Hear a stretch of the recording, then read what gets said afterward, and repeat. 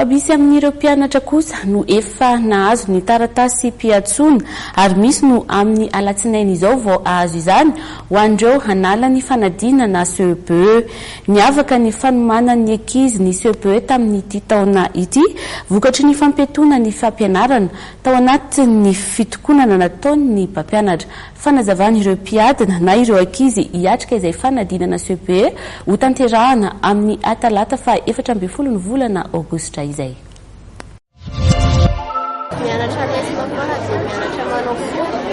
Ina mahatonga an'ilay tsy mahita hoe nanao kory? Nanina nanao kory? Atsika fanadinana izany dia efa voataony sy miasa izay mianatra tsara fotsiny. Inona ny nianarana tsara ilay tamin'ilay problème dia matematika dia lesona rehetra. Taizanareo ny nianatra izany satria ny grevy ny mpampianatra? Iza no nampianatra?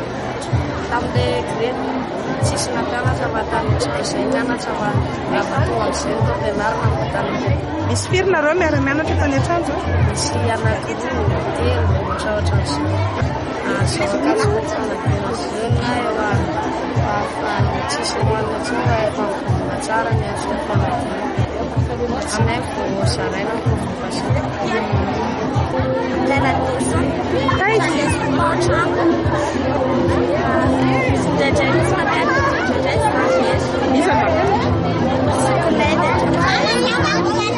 Eo vinareo verina nianatra, inona natao tany am-pianarana?